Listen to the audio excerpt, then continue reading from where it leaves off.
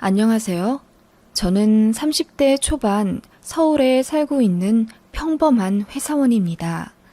저는 20대 후반쯤 소개팅으로 만난 꽤 사람 좋은 어떤 남자와 2년 반 동안 교제했습니다. 나이가 나이이니만큼 아무래도 결혼 생각을 안 하고 만날 순 없었고, 그런 의미에서 제 남친, 아니, 전 예비 신랑이라고 해야 할까요? 편의상 예비 신랑이라고 하겠습니다. 예비 신랑은 정말 좋은 사람이었습니다. 혼자 사는데도 늘 깨끗하고 정갈한 옷차림, 배달 음식도 잘 시켜 먹지 않았고, 주말 특근이 많은 제 직장에 종종 팀원들 목까지 도시락을 챙겨주곤 했습니다. 게다가 저는 아버지를 일찍 여의고 외동인데다 어머니는 경남에서 부동산 중개업을 하고 계세요. 엄마는 저를 끔찍이도 사랑해 주셨지만 제가 혼자이니까 어머니 혼자 세상을 떠나면 돈이라도 많이 남겨줘야 한다는 엄마의 책임감 때문에 저는 학창시절 내내 거의 혼자였습니다. 반면 저희 예비 신랑은 북적북적하고 사이 좋은 집안 분위기였어요. 가족도 참 많았습니다. 위로 형이 2명, 누나가 1명, 예비 신랑은 막내였습니다. 솔직히 누구나 사람에게 꽂히는 부분이 있잖아요. 저는 그런 예비 신랑의 집안이 너무 부러웠었던 것 같아요. 친구들도 거의 없고 가족이라고는 바쁜 엄마밖에 없었기에 저에게 없는 무언가가 충족되어 보이는 예비 신랑이 좋아 보였던 것 같아요. 예비 신랑을 제가 많이 사랑하기도 했고요. 그래서 사귀고 1년 후쯤부터는 예비 신랑 집에 종종 놀러 갔습니다.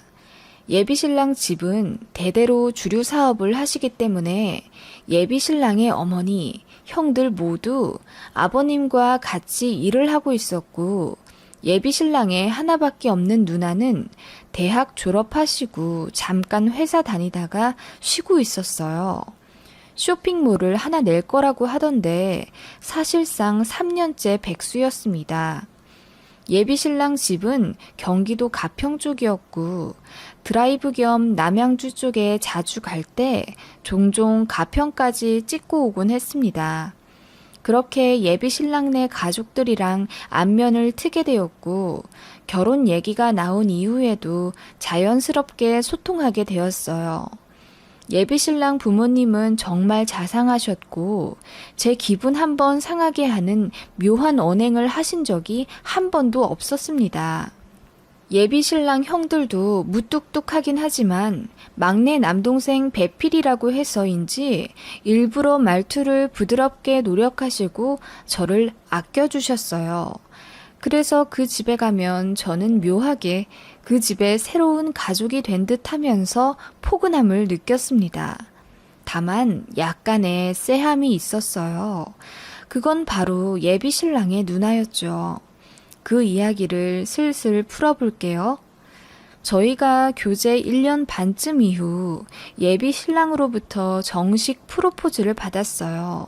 양가에도 알렸죠. 결혼하겠다고 말씀드렸습니다. 그래서 양가 인사도 정식으로 드렸고 예식장이나 스드메, 신혼여행 같은 것도 천천히 정하며 예비 신랑과 미래를 그리게 되었습니다. 상견례 전이긴 했지만 양가 인사를 모두 드렸고 결혼 날도 어느 계절에 하겠다 정도로 픽스되었기 때문에 저희는 사실상 예비 신랑, 예비 신부가 되었죠. 지금으로부터 반년 전쯤 예비 신랑의 누나, 그러니까 예비 시누이가 저에게 전화를 하더라고요. 여보세요? 응, 나야. 찬호 누나. 아, 네, 언니. 아, 형님이라고 불러야 하나요, 이제? 무슨 소리야. 그냥 결혼 전이니까 언니라고 불러. 결혼 후에도 뭐 편할 대로 불러도 되고. 에이, 그래도 지킬 건 지켜야죠. 아무튼 언니, 무슨 일로 전화 주셨어요? 사실 말이야. 예비 신우는 조금 뜸을 들이더니 이내 말하더라고요. 쇼핑몰을 곧 오픈할 건데 옷 사입을 하려면 새벽에 동대문을 왔다 갔다 해야 하는데 매번 밤새 운전하기가 힘들다는 겁니다. 사입을 일주일에 한 번만 하면 되는데 그때마다 저희 집에서 하룻밤씩 자면 안 되겠냐고 제 허락을 구하더군요. 저희 집엔 친구들도 자주 와서 자고 저도 그런 면에서는 딱히 거리낌이 없었으며 다른 사람도 아니고 곧 가족이 될 예비 시누이라 흔쾌히 그러라고 했습니다. 제 성격상 비싼 액세서리를 하고 다니는 것도 아니고 집에 귀중품도 없기에 크게 신경도 안 쓰이더라고요. 그리고 무엇보다 집이 18평 오피스텔이라 방이 2개 있어요. 하나는 거의 손님용으로 침대를 넣어놨기 때문에 거기 쓰면 되는 거고 예비 신우랑 평소에도 편하게 연락 주고받고 만나서도 웃으면서 대화하는 편안한 사이였기 때문에 고민의 여지가 없었네요. 예비 신우는 너무나도 좋아하며 한 달에 10만 원씩 주겠다고 하더라고요. 됐다고 했는데 안 그러면 자기 마음이 불편하다면서 꼭 받아달라고 하길래 알겠다고 했습니다. 아무튼 그렇게 신우는 일주일에 한 번씩 저희 집에서 자게 되었어요. 제가 퇴근할 때쯤에 집에 오셔서 잠깐 같이 저녁 먹고 제가 잠들면 예비 신우는 새벽에 동대문으로 갔다가 사입한 것들 가지고 다시 저희 집에 와서 잠깐 쪽잠 자고 제가 출근할 때쯤 본가로 출발하셨어요. 솔직히 동선도 거의 부딪히지 않았고 예비 신우도 최대한 저 안 불편하게 배려하셨죠. 예비 신우 오는 날은 예비 신랑이랑 셋이서 저녁 먹기도 하고 하하호호 웃으며 시간을 보냈습니다. 예비 신랑은 원래 자상한 성격이라 저만큼 예비 신부도 잘 챙겼습니다. 예비 신우도 남동생인 제 예비 신랑을 참 많이 아꼈어요. 남동생을 바라보는 눈에서 누나가 아닌 엄마처럼 보일 정도로 아주 꿀이 떨어지곤 했습니다. 그러면 시짜짓을 할 거라고 생각하잖아요? 제 예비 신우는 전혀 그런 것 없었고 아주 젠틀했습니다. 아주 가끔 싸한 게 느껴졌지만요. 예를 들면 예비 신랑이 밥 먹으며 제 입을 닦아주곤 애기같이 묻히고 먹는다고 귀엽다고 할 때 순간 예비 신우랑 눈이 마주쳤는데 살짝 섬뜩함을 느꼈어요. 너무 정색하고 뚫어져라 보시더라고요. 그냥 맥주 한잔 하셔서 눈이 풀리셨나 생각했는데 나중에 알고 보니 다 의미 있는 눈빛이었더라고요. 그리고 예비 신랑 본가에 놀러 갔을 때 밥 먹고 산책할 겸 예비 신랑 손잡고 걸어가는데 뒤에서 갑자기 제 예비 신랑을 껴안다시피 하며 밀더군요. 예비 신랑은 웃으면서 뭐냐고 반격했고 서로 장난치느라 저는 잠깐 소외된 적이 있습니다. 그런 식으로 은근히 저와 예비 신랑 사이를 파고들 때가 종종 있었는데 그렇게 하고 나서는 꼭 저를 더 챙겨준다거나 제 팔짱을 낀다거나 했기 때문에 그냥 사이좋은 누나 동생 사이려니 장난기 많은 예비 신우인가 했었거든요. 아무튼 예비 신우가 저희 집에서 일주일에 한 번씩 왔다 간 이후로 이상한 일이 생겼습니다. 잠을 자는데 제 컴퓨터에서 이상한 소리가 들렸습니다. 제가 잠귀는 좀 밝은 편이라 그 알람을 들었는데 그 소리는 SNS 이중 로그인 알림 소리였죠. 저는 제 노트북이랑 스마트폰을 연동을 해놓고 모든 SNS를 자동 로그인 해놓습니다. 그런데 이상한 소리 때문에 일어나 확인해보니 제가 등록한 기기 말고 다른 기기에서 로그인 했다는 알람이 뜨더라고요. 놀라서 바로 그 기기를 차단했어요. 해킹된 건가? 아니면 단순 오류인가? 생각하고 간단하게 SN 해킹 여부를 확인했더니 아무것도 없더라고요. IP도 뜨길래 확인했더니 그냥 대한민국 경기도까지만 확인이 되길래 그냥 별거 아니겠지 하고 넘겼습니다. 그런데 그 이후로 그 이중 로그인 알림이 2번 또 켜졌어요. 이상하다 싶어서 바로 비번을 바꾸어 버렸습니다. 그 이후로는 그런 알림은 뜨지 않았지만 로그인 시도 기록은 종종 있더라고요. 게다가 새벽에 종종 발신자 제한으로 전화가 왔습니다. 거의 2달을요. 전화 받으면 별거 없습니다. 그냥 조용히 숨소리만 들렸어요. 제가 소리도 쳐보고 욕도 했는데 아무 반응 없더라고요. 그런 일이 생기니까 저도 슬슬 겁나잖아요. 살면서 이런 적이 없었거든요. 예비 신랑에게 말하니 스토커 붙은 거 아니냐면서 엄청 걱정해줬고 차라리 결혼을 앞당기는 게 낫지 않겠냐고 하더군요. 저는 그런 이유로 굳이 결혼을 앞당기고 싶진 않았지만 예비 신랑에서는 뛸 듯이 난리가 났더라고요. 예비 시아버지까지 나서서 결혼을 반년이라도 더 앞당기자고 하시더라고요. 그래서 생각해 본다고 했습니다. 예비 신우는 그런 일로 굳이 결혼을 빨리 할 필요가 있냐면서 정색까지 하면서 반대했고 분위기가 순간 싸해졌습니다. 아무튼 그러고 난 이후부턴 신기하게 발신자 제한 전화도 안 오고 아무 일도 없더라고요. 어느 날 주말에 예비 신랑이랑 데이트 약속이 있어서 씻고 나와 속옷을 보는데 이상하게 속옷 순서가 묘하게 틀어져 있다는 느낌을 받았습니다. 저는 성격상 색깔별로 정리를 해놓는데 검정과 빨강 사이에 회색 팬티가 끼어 있더라고요. 그렇게 정리할 리가 없는데 말이죠. 이상하다 싶었고 누군가 분명 손을 댔다고 생각했습니다. 저희 집에 드나드는 사람은 예비 신우 한 명뿐이기에 제일 의심스럽더라고요. 대놓고 그쪽이 뒤졌다고 하기엔 증거가 없으니 그냥 조심스럽게 카톡으로 얘기했습니다. 일주일에 한 번씩 집에 오는데 속옷 여분을 두고 다니냐고. 없으면 내 거 쓰셔도 된다. 다만 말은 먼저 하셔라.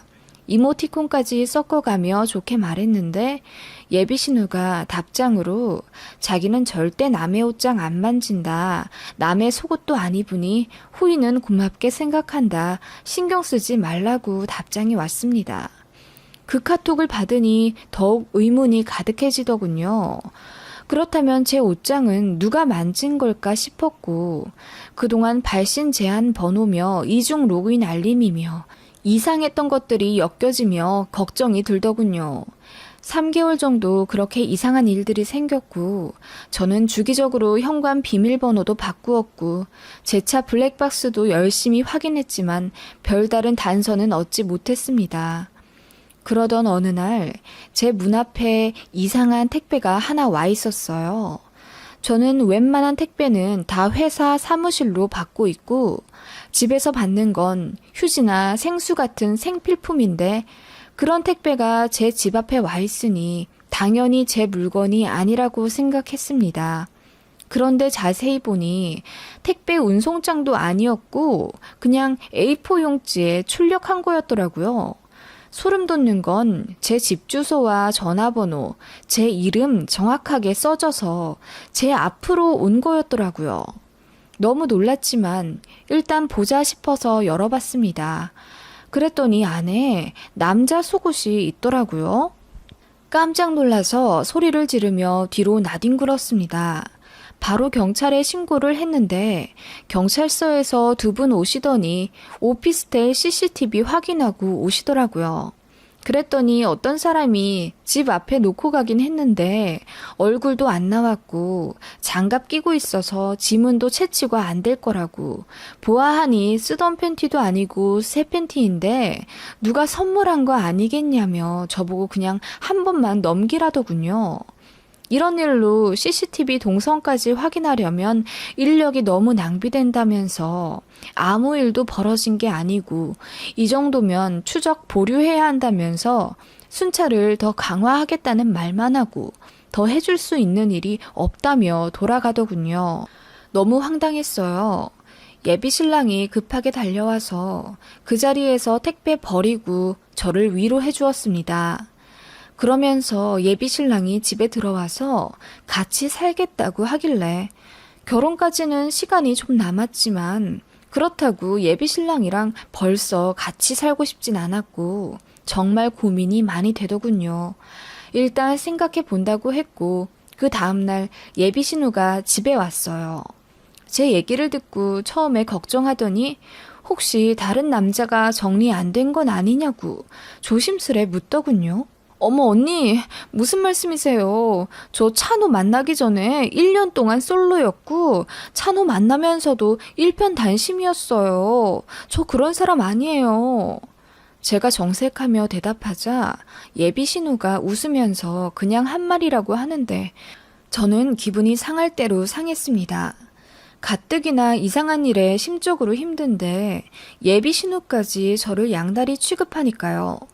제가 입이 대빨 나온 상태로 서운하다고 했고 예비 신랑이 당분간 저희 집에서 살 수도 있다고 하니 예비 신우가 길길이 날뛰며 반대하더라고요. 결혼 전부터 동거를 하면 어떻게 하냐면서 동거를 그렇게 쉽게 생각하냐고 전에 못 보던 표정으로 정색하며 저를 나무라더군요. 저는 동거는 해본 적도 없고 지금 예비 신랑이랑은 결혼도 앞두고 있고 지금 상황이 거의 반년째 이상한 일이 일어나고 있는데 저희조차고 동거하는 게 아니지 않냐고 하니 우물쭈물하면서 그래도 결혼 전 동거는 절대 안 된다고 못 박더군요. 그때부터였습니다. 예비 신우랑 저랑 사이가 틀어진 게요. 그날 이후부터 예비 신우도 일주일에 한 번씩 밤을 새더라도 저희 집엔 안 오더라고요. 솔직히 마음이 안 불편한 건 아니었지만 저도 기분이 상했기에 달래드릴 생각은 없었습니다. 예비 신랑은 중간에서 사이 회복한다고 동분서주했고요. 저는 마침 그때 30평 아파트에서 혼자 사는 친구가 제 사정 듣고는 같이 살자고 콜해서 간단하게 짐 챙기고 그 친구 집에서 머물게 되었어요. 예비 신랑과의 결혼 얘기는 점점 무르익었고 예비 시댁에서 저희 신혼집 해주신다고 갖고 계신 부동산 하나 처분하실 거라고 하시기에 감사 인사 겸 한우 세트 사가지고 저녁을 먹으러 갔습니다. 분위기 좋았는데 예비 신우만 뚱한 표정으로 구석에 계시더군요. 제가 먼저 말을 걸었습니다. 그날 서로 오해가 있고 저도 예민한 상태라 말 받아쳐서 기분이 나쁘신 것 같은데 이제 풀었으면 좋겠다고 이야기하니까 예비 신우가 헛웃음을 치며 큰 소리로 말하더군요. 내가 그 택배 하나만 가지고 다른 남자 있냐고 한 게 아니었어. 그 말을 듣고 분위기가 순식간에 싸해졌고 저는 놀라서 그게 무슨 말씀이냐고 여쭈었어요. 아니, 밤마다 다른 남자랑 통화하던데 찬호 넌 알고 있었니? 네? 제가 밤마다 통화를요? 나 동대문 나가기 전에 채비하다 보면 방문 닫아도 통화 소리 다 들려. 내가 모를 줄 알았지? 이게 무슨 어이없는 소리인가요? 너무 황당해서 말도 제대로 안 나오더군요. 예비 신랑한테 절대 아니라고 손살에 치며 스마트폰까지 식탁 앞으로 내밀었습니다. 저 너무 억울하다고 지금 무슨 소리 하시는 거냐고 따졌습니다. 예비 신우는 그렇게 책임지지도 못할 엄청난 말을 해버리곤 자리를 떠버리더군요. 저는 너무 억울해서 눈물까지 나왔습니다. 스마트폰 확인해보라고 저 다른 남자 있지도 않고 밤에 남자랑 통화한 적도 없다고 하니까 예비 신랑이 알겠다면서 저를 달랬어요. 그렇게 순식간에 이상해져 버린 분위기가 되었고 저는 뛰쳐나와 예비 신우를 찾았습니다. 마당 테라스에 앉아있길래 거칠게 어깨를 잡고 지금 뭐 하시는 거냐고 따졌어요. 왜 말도 안 되는 걸로 이간질 하시냐고. 저 남자랑 통화한 거 듣지도 못했으면서 왜 모함하냐고 울분에 섞여 화를 내니 예비 신우는 아무렇지 않은 표정으로 이렇게 말했습니다. 그냥 그만둬. 내가 더 나가기 전에. 네? 그게 무슨 말이에요? 어차피 너 찬우랑 결혼 못해. 내가 못하게 할 거거든. 하며 일어났고 그때 예비 시어머니가 저희한테 오셔서 예비 신우를 거칠게 미시더군요. 그리고 방으로 들어가라고 소리를 지르셨습니다. 예비 시어머니가 저를 꼭 껴안고 예비 신우 신경 쓰지 말라며 달래시는데 상황이 너무 이상하더라고요. 예비 신호가 이렇게 이상하게 나올 거라는 걸 미리 예상이라도 하신 듯한 행동과 말씀이셨거든요. 무조건 저 믿는다고 말씀하시군.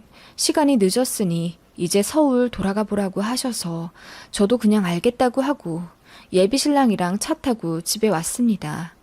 예비 신랑은 표정은 굳었지만 제 손을 꼭 잡고 운전하더라고요. 그리고 저를 친구 집에 데려다 주며 저를 무조건 믿는다고 미안하다고 사과하더라고요. 그날 친구 집에서 친구와 한잔하며 모든 사실을 털어놓았더니 친구도 예비 신호가 너무 이상하다고 조심하라더군요. 저는 솔직히 결혼까지 고민될 정도로 기분이 상했습니다. 예비 신호 하나 때문에 이래도 되나 싶을 정도로 뭔가가 이상해도 너무 이상했어요. 예비 신호에 제 예랑이 보는 눈빛도 그렇고 모함하는 것도 그렇고 뭔가 더 있을 거라는 생각이 들었습니다. 그러던 와중 잠잠하던 발신자 제한 전화가 또 왔습니다. 본능적으로 예비 신호 얼굴이 떠오르더군요. 왠지 그럴 것 같다는 생각에 전화 받자마자 네 언니 무슨 일이세요? 했더니 거기서 헉 하는 소리와 함께 화들짝 전화를 끊더군요. 그 소리는 여자 목소리였습니다. 제가 소리를 질러도 쌍욕을 쳐도 묵묵부답이던 그 전화였는데 언니라는 제 말 한마디에 화들짝 놀라며 전화를 끊다니요. 예비 신우라고 거의 단정지었습니다. 예비 신랑에게 말할까 고민하다가 말하지 않았어요. 너무 머리가 아파서 그냥 아무 생각하고 싶지 않더군요. 파혼을 하자니 너무 황당한 이유 같고 그렇다고 아무렇지 않게 결혼을 계속 진행할 수는 없는 노릇이었고요. 회사 휴가를 내고 엄마 집에 왔습니다. 엄마한테 모든 사실을 털어놓았더니 여자의 직감은 중요하다면서 결혼이 진행되고 있다는 이유로 멈춰서는 걸 두려워하지 말라고 하셨습니다. 요즘 세상에 이혼도 흔한데 그깟 파혼이 대수냐 하시며 뭔가 깔끔한 느낌이 들지 않으면 그냥 결혼 무르라고 제 편을 들어주셨어요. 그런 엄마 옆에 있으니 마음도 안정되었고 저도 뭔가 생각이 정리되더군요.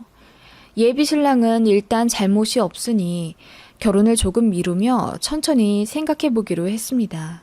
예비 시댁에서 처분하신다는 부동산 생각이 났고 그 얘기를 어머니께 말씀드리니 신혼집은 엄마도 하나 해줄 수 있으니 걱정 말라고 일단 예비 시댁에 말해서 부동산 처분하신다는 거 말리라고 하시더군요. 그래서 전화로 예비 신랑에게 말했습니다. 이런 이유들로 결혼을 조금 더 생각해 보고 싶다. 너랑 헤어지려고 하는 건 아니다. 더 만나보고 천천히 진행하자. 아버님 어머님 건물 정리하신다는 거 보류하셔도 된다. 말리라고 했더니 예비 신랑이 저랑 헤어질까봐 겁이 났는지 그 야밤에 4시간을 운전해서 저희 엄마 집으로 오더군요. 제 손을 잡고 미안하다고 울고 정 뭐하면 예비 신우랑 인연도 끊겠다고 하더군요. 제가 왜 그렇게까지 하냐고 했더니 그냥 대답 안 하고 고개를 숙이더군요. 그렇게 엄마 집에서 좀 쉬고 집에 올라왔습니다. 제 오피스텔 관리실에 볼 일이 생겨서 제 집에 들렀는데 이상하게 현관부터 쎄한 느낌이 있었어요. 조심스럽게 집에 들어가니 뭔가가 바뀐 듯한 느낌이 들더라고요. 책장에 책이 좀 너저분하게 꽂혀 있는 느낌도 있었고 제가 정리해둔 대로 집안 물건이 놓여져 있지도 않았습니다. 이게 뭔가 하면서 집안을 천천히 살펴보다가 저는 경악을 하며 소리를 지르고 말았습니다. 소파 근처에 있는 탁자 옆에 무언가가 붙어 있었습니다. 소파 근처에 있는 탁자 옆에 무언가가 붙어 있었습니다. 처음엔 웬 바퀴벌레인가 하며 놀랐는데 자세히 보니 엄지 손톱만한 기계이길래 뭔가 했더니 도청장치더라고요. 보자마자 소리를 질렀고 바로 경찰에 신고했습니다. 제 신고가 접수되자마자 그제서야 그 전에 있었던 남자 팬티 택배 사건도 재조사해 주셨고 인원 확보해서 그동안 발신자 제안으로 전화왔던 것들이며 해킹 시도며 전부 제대로 조사해 주시더군요. 그렇게 2주 정도 시간이 흘렀고 충격적인 결과를 경찰로부터 들었습니다. 범인이 잡혔는데 바로 그건 제 예비 신호였습니다. 예비 신호는 바로 소환당해서 조사를 받게 되었습니다. 그동안 저를 스토킹하고 도청까지 시도했던 이유, 알고 보니 정말 소름 끼치더군요. 제가 본인의 남동생과 결혼하지 못하게 막으려고 했답니다. 다른 남자가 있는 것처럼 상황을 조작하려고 했고, 제가 누구와 만나는지 의심을 해서 저를 그동안 스토킹했다는 겁니다. 제가 어떤 사람인지 더 자세히 알고 싶었고, 누나된 마음에 걱정이 되었다고 했다더군요. 엄마가 놀라서 경남에서 한달음에 제 쪽으로 와주셨고, 경찰서에서 예비신호에게 소리를 질러가며 화를 내셨습니다. 어떻게 내 딸한테 그런 짓을 하냐고 분노하시는 와중 예비 시부모님도 경찰서에 도착하셨어요. 상황은 당연히 아수라장이었습니다. 예비 시어머니는 큰 소리로 통곡하시며 네가 어떻게 이러냐고, 왜 스스로 인생을 말아먹냐고 화를 내시더군요. 그 내용이 조금 이상해서 자세히 들어보니 의아할 수밖에 없었습니다. 예비 시어머니는 예비 신우를 걱정하고 있었습니다. 그리고 저희에게 선처를 비시더군요. 제가 아무 말 안 하자 예비 시모가 주차장에서 무릎을 꿇으시며 저에게 말씀하셨습니다. 미안해. 내가 대신 이렇게 사과할게. 다시는 니들 근처에 얼씬도 못하게 할게. 내가 그건 정말 약속하마. 미안하다. 아니요, 어머님. 이러실 필요 없으세요. 제가 알아서 판단합니다. 미안하다. 사실은... 예비 시어머니가 엉엉 우시며 제대로 말도 못하시며 힘들게 이야기를 시작하셨습니다. 저는 그 이야기를 듣고 소름이 돋아서 제대로 서 있을 수도 없었습니다. 알고 보니 제 예비 신랑은 입양된 아들이었답니다. 예비 시아버지의 오랜 친구이자 먼 친척 동생의 외동아들이었는데 제 예비 신랑이 태어나자마자 친모는 다량출혈로 사망하셨고 혼자 키우던 친부는 예비시댁 사업을 돕다가 교통사고를 당하시고 그 자리에서 돌아가셨답니다. 그게 제 예비신랑이 12살쯤 지나서였고 딱한 마음에 아예 호적으로 들이셨답니다. 예비시부모님도 워낙 성품이 어지셔서 차별 않고 친아들처럼 대해주셨던 거죠. 그런데 예비 신우가 커갈수록 그렇게 입양된 막내 아들을 다른 눈빛으로 보더랍니다. 그 행동이 심상치 않아 예비 신우를 다그쳤더니 울면서 고백했다더군요. 좋아하게 되었다고, 남동생으로 볼 수가 없다고. 그 사실 알고 예비 신랑도 충격을 받았다고 합니다. 예비 신랑은 이럴 거면 그냥 고아원에 가겠다고 했고 예비 신우가 엉엉 울면서 자신이 어떻게든 마음 정리하겠다고 다시는 그런 마음 안 가지겠다고 해서 겨우 정리된 집안 분위기였답니다. 그 이후로 정말 그냥 평범한 남매 사이처럼 지내서 다들 괜찮은 줄 알았는데 알고 보니 예비 신우는 마음이 뜻대로 되지 않았던 거죠. 제 예비 신랑이 고등학교 교복을 입고 또 졸업을 하고 사회생활을 하는 아주 오랜 시간 동안 남동생인 제 예비 신랑을 마음속으로 짝사랑해 왔다고 합니다. 아무것도 모르는 예비 신랑은 그냥 자기 누나한테 잠깐 불었던 바람이려니 하고 지나왔던 겁니다. 예비 시어머니는 모든 걸 알고 계셨고요. 예비 신랑이 그동안 여자친구들을 만났을 때도 속으로 엄청 질투했지만 대부분 1년 이상을 안 갔기에 티를 안 냈는데 지금 만나는 저는 결혼까지 하게 될 정도로 깊은 사이가 되니 어떻게든 회방을 놓고 싶었던 예비 신우였답니다. 게다가 무슨 생각인지 제가 진짜로 다른 남자가 있을 거라고 생각을 해서 증거를 포착할 생각에 도청장치를 설치한 거라며 더 심도 있게 조사를 했더니 예비 신우가 사실대로 모든 걸 밝혔더군요. 마스터키를 불법 복제해서 제가 비번을 여러 차례 바꿔도 제 집에 드나들 수 있었다면서 저는 그 모든 이야기를 듣고 소름이 돋지 않을 수 없었죠. 예비 신우는 저에게 아무 말도 안 하더군요. 저를 쳐다도 안 보더라고요. 예비 시어머니는 그렇게 저를 붙잡고 비시면서 다시 얼굴도 안 보고 살게 할 테니까 어떻게든 이번 일은 선처 좀 해달라 하시며 저와 제 어머니를 설득하셨습니다. 저는 그 무엇보다 제 예비 신랑한테 너무 실망스럽더라고요. 입양이 되었다는 게 숨길 만한 일도 아니고 밝히고 싶지 않다고 하더라도 결혼할 사람에게 아무 말 안 하는 것도 이상하지 않나요? 왜 그렇게 감쪽같이 숨겼는지 배신감이 들었습니다. 게다가 예비 신우가 본인을 좋아했었다는 사실도 왜 저한테 말하지 않았는지 예비 신랑에게 파혼을 선언했습니다. 하나를 숨기면 열을 숨길 사람이라고 신뢰가 안 가서 도저히 인생을 같이 그려나갈 수가 없다고 했습니다. 게다가 결혼은 집안과 집안이 이루어지는 대소사인데 그런 집과는 인연을 맺을 수가 없다고 단호하게 말했어요. 예비 신랑은 정말 당장이라도 죽을 듯이 울면서 미안하다고 사과하더라고요. 입양됐다는 사실을 말하는 순간 하자 있는 사람이 되는 느낌이라 살면서 그 어디에도 말한 적 없다더군요. 그동안 만났던 여자들한테는 물론이고 새로 알게 된 사람들에게도 밝힌 적이 없다고. 그만큼 그냥 친부모처럼 생각해 왔다며 그냥 예비 신호만 안 보고 살면 되지 않냐며 눈물로 저를 설득하더라고요. 저는 그럴 생각 없습니다. 일단 예비 신랑에게도 신뢰를 잃었고요. 예비 신우와 모든 걸 알면서 가만히 계셨던 예비 시부모님도 소름 끼쳐요. 남동생을 좋아하는 누나라니, 그리고 결혼하지 못하게 예비 신부를 스토킹하고 모함하고 도청까지 시도할 정도면 제정신 아닌 거 맞잖아요. 어차피 안 볼 사람들이라 선처할 생각 없고요. 이렇게 파혼해도 눈물 한 방울 나지 않네요.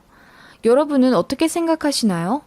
저는 예비 시누이가 범인으로 잡힌 이후부터 매일매일 소름 끼치고 밤에 잠도 못 자요.